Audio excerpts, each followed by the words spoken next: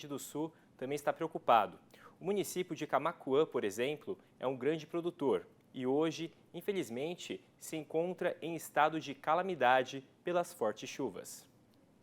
Camaquã fica no centro-sul gaúcho. Nas partes de várzea mais baixas estão localizadas as lavouras de soja. Segundo este produtor, cerca de 50% da oleaginosa ainda precisa ser colhida. E quando entram em campo, algumas máquinas não aguentam. Aqui, ó, pessoal, ali, ó, uma máquina mais 2 tratores para desatolar uma. Lá atrás, ó, não dá para ver, a do Marcelo tá enterrada, né? E esses aqui estão tentando desatolar aqui na entrada da fazenda.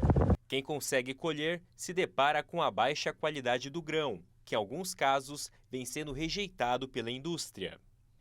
É comum ver cenas como esta, em que os grãos germinaram, arderam e apodreceram. Aqui uma soja com potencial aí para 70 sacos, totalmente perdida. Não há mais o que fazer.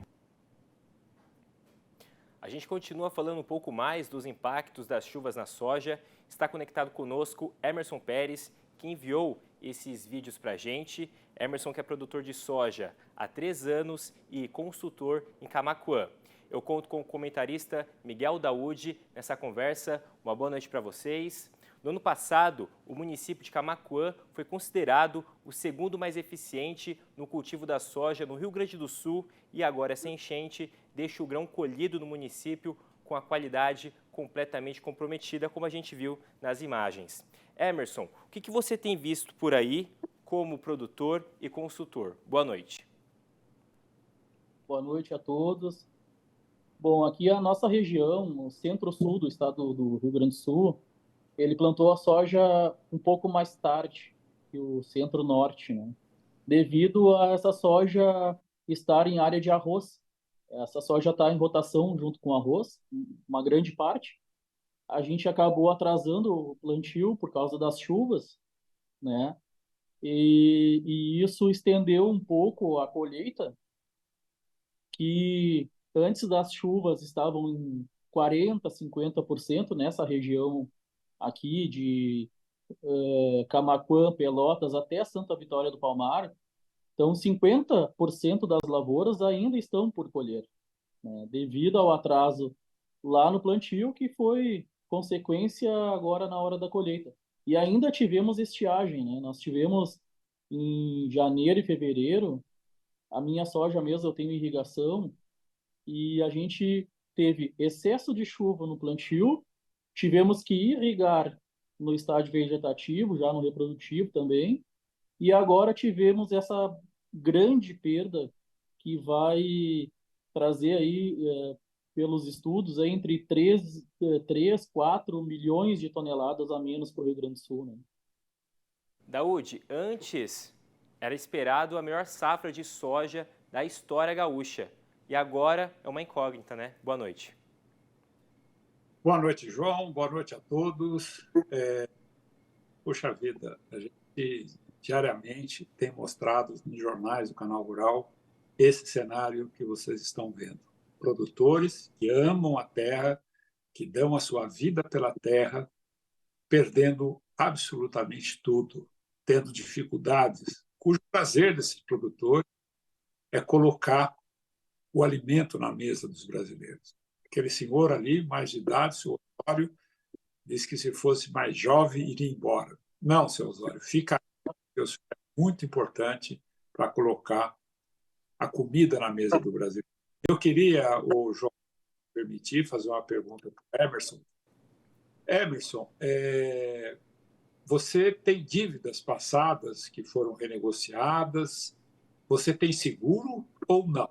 Tem dívida, tem seguro, não tem? Como que é a sua situação que poderia, nesse momento, te ajudar nesta catástrofe que a gente está vendo? O Camaquã é uma área de vargem, né? Você planta arroz e soja alternando. E como é a situação num momento como esse? A situação dos produtores. Bom, Daúde, Quem planta arroz ainda consegue mitigar um pouco desses custos, porque o arroz, no momento, está remunerando um pouco melhor, né? Mas quem planta apenas soja, né? Esse produtor, ele está num risco iminente de parar de plantar se não for financiado pela cooperativa que ele trabalha. Por quê? Nós viemos de 3 anos de estiagem, que, embora na nossa região aqui essa estiagem não foi severa, ela baixou a produtividade. Nós não colhemos mais que 50 sacos por hectare aqui nos últimos 3 anos, né? E agora, nesse ano, sim, esse ano foi arrebatador porque a gente vai perder metade das lavouras, né? Então, esse produtor que planta só soja, que já tinha umas dívidas que foram renegociadas, que ainda tinha parcela até esse ano para pagar, agora se vê num momento de não saber muito o que fazer, porque não adianta prorrogar a dívida. Vamos prorrogar a dívida passada, que seria paga agora, mais a desse ano para o ano que vem. O ano que vem já está configurado Laninha. E no Rio Grande do Sul é seca, é estiagem. Então a gente já não tem a garantia de um clima bom para a próxima safra. Quem diz que o produtor vai conseguir pagar 2 lavouras numa só? É inviável. Muitos produtores estão pensando, né, o que vão fazer, porque o seguro no Rio Grande do Sul cobre 24, 25 sacas, sendo que o custo é de 40, né? O seguro cobre praticamente o custeio do banco. E além disso, né, no caso do meu seguro, eu fiz um seguro particular, porém, ao acionar o seguro, né, eles fazem a colheita de uma parcela para estimar a produtividade, e aquilo que foi colhido ali, Daúde, mesmo que esteja podre, aquilo ali é pesado e contabilizado como produtividade, né? Então isso não chega a ser, é uma sacanagem para o produtor, né? Eu nem chamei o seguro, eu nem acionei o seguro, porque a minha soja era de alta produtividade e o que está lá, mesmo estando podre, vai dar os 24 sacos do seguro. Ou seja, não adianta nada esse seguro. Esse seguro não. A cada ano que passa, o Rio Grande do Sul tem problemas maiores com o seguro e as seguradoras fogem do Rio Grande do Sul. O ano passado eu estava ainda tentando conversar com as seguradoras para ver a questão do trigo, que nós estamos tentando o trigo na várzea, né? E aí sim, para culturas de inverno, nenhuma seguradora quis fazer. E na soja já está sendo um problema muito grave. Não adianta a gente ter um seguro de 20 sacos. É a metade do nosso custo. Como é que vai ficar lá a companhia do diesel, o funcionário, a mão de obra, os investimentos, né? Então, não adianta ter um seguro que cobre apenas o banco. Tem muita gente que nem faz custeio, né? Então, o produtor fica com as mãos atadas, ele não tem nenhuma garantia para produzir. Ô Emerson, me diz uma coisa, o Ministério da Agricultura, ele tem alguma capacidade de interferir nisso? Porque a gente ouve muito o ministro dizer que o governo está voltado para o homem do campo, aí, de repente, nós aqui, eu acompanho muito a produção rural, eu não acredito nisso, porque os instrumentos de políticas agrícolas que o Ministério tem, que poderia ajudá-lo nisso, eles nunca funcionaram. É só fala, é só conversa mole e que acaba prejudicando os produtores, porque a população pensa, não, está ajudando muito, o produtor vai ganhar muito. O produtor nunca ganhou muito, o produtor, muitas vezes, ele mais perde do que ganha. Ele não muda de atividade porque ele não tem o que fazer. Você teria o que fazer se você parar de produzir? É, é isso que o produtor é produtor, ele tem o sangue na veia, ele é produtor porque ele é teimoso demais. porque se ele fizesse o cálculo, ele parava de produzir, né?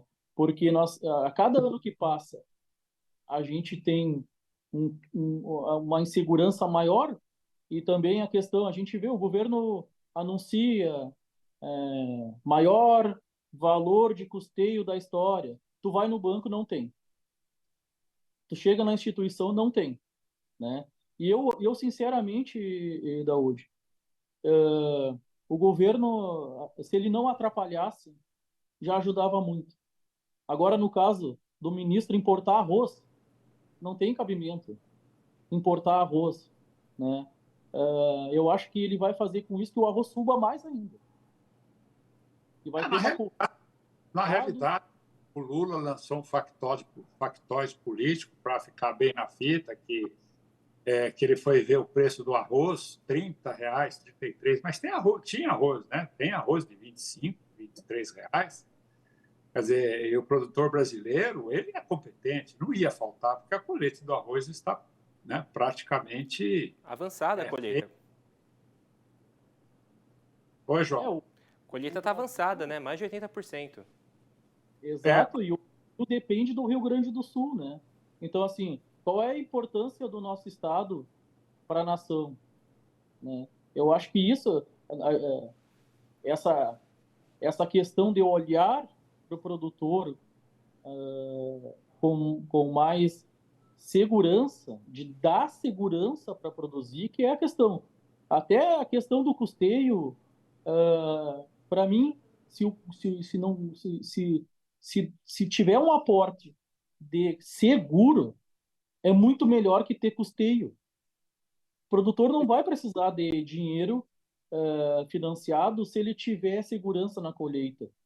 A questão é essa. O problema é que a cada ano que passa, nós temos mais insegurança para produzir e ainda somos criticados pelo povo.